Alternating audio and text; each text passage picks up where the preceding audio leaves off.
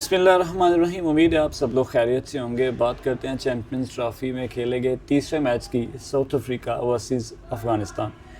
कराची में खेले गए इस मैच में साउथ अफ्रीका ने अफ़गानिस्तान को बआसानी 107 रन से शिकस्त दी। साउथ अफ्रीका ने पहले खेलते हुए मुकर्ररा 50 ओवर्स में 6 विकेट के नुकसान पर 315 रन बनाए, जिसमें रियान रिकल्टन जो कि इनके विकेट कीपर बैटर्स हैं, खूबसूरत सेंचुरी 103 रन बनाए। उसके बाद कैप्टन टेम्बा बवूमा ने 58 रन, वेंडरडोसन ने 52 रन और मार्करम ने नॉट आउट 52 रन की एक बहुत ही शानदार इनिंग्स खेली।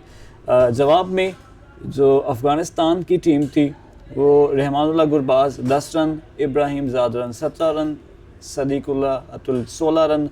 रहमत शाह ने कुछ अच्छे हाथ दिखाए, 90 स्कोर के, कुछ मज़ाहमत करने की कोशिश की, लेकिन वो उनके 90 रन थे वो टीम के काम नहीं आ सके।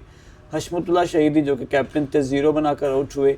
अज़मतुल्लाह उमर ज़ई 18, मोहम्मद नबी 8, गुलाबुद्दीन नैन 13, राशिद खान 18, नूर अहमद 19, फजलुल हक फारूकी 0 रन के साथ नॉट आउट रहे। यूँ जो अफ़गानिस्तान की टीम है वो 43.3 ओवर्स में 208 रन बनाकर पवेलियन लौट गई। साउथ अफ्रीका की बॉलिंग लाइनअप की बात की जाए, मार्को जैनसन ने 8 ओवर्स में 32 रन के एवज़ 1 विकेट हासिल की। लुंगी नगीडी ने 8 ओवर्स में 56 रन के एवज़ 2 विकेट्स हासिल की। गिसो रबाडा ने 8.3 ओवर्स में 1 मेडन 36 रन और 3 विकेट्स। वियान मोल्डर ने 9 ओवर में 36 और 2 विकेट्स। केशिफ महाराज ने 10 ओवर में 46 और 1 विकेट हासिल की बात की जाए तो एक बुरी खबर जो कि आपको पहले सुबह भी बताई थी कि फ़खर जमान जो कि चैम्पियन ट्रॉफी में इंजरी के चलते हुए बाहर हो गए। अब उनकी जगह फ़खर जमान की जगह आए हैं जी हमारे पास हमारे left hander batter Imamul Haq. उनकी वनडे की एवरेज कदरे बेहतर है, लेकिन क्या वो इंडिया के ख़िलाफ़ एक प्रेशर मैच में परफॉर्म कर पाएंगे? क्या जो उनसे तवक्कुआत की जा रही हैं उन पे पूरा उतर पाएंगे? उसके बाद क्या दूसरी टीम में भी चेंजेस हो सकती हैं? यानी तैयब ताहर जो कि मुसलसल अच्छा इंप्रेशन नहीं दे रहे, उनको बाहर बिठाया जा सकता है।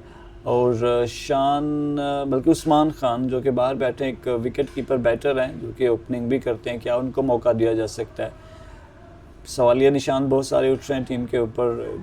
बॉलिंग यूनिट में देखा जाए शाहीन, नसीम, हारिस जम के मार खा रहे हैं, कोई भी विकेट नहीं ले रहा, ये भी एक बहुत बड़ी परेशान कुन बात है। अब सबको इंतज़ार है 23 फरवरी का इंडिया बनाम पाकिस्तान कि देखिए अब फ़खर ज़मान की गैर मौजूदगी में पाकिस्तानी टीम कैसा परफॉर्म करती है।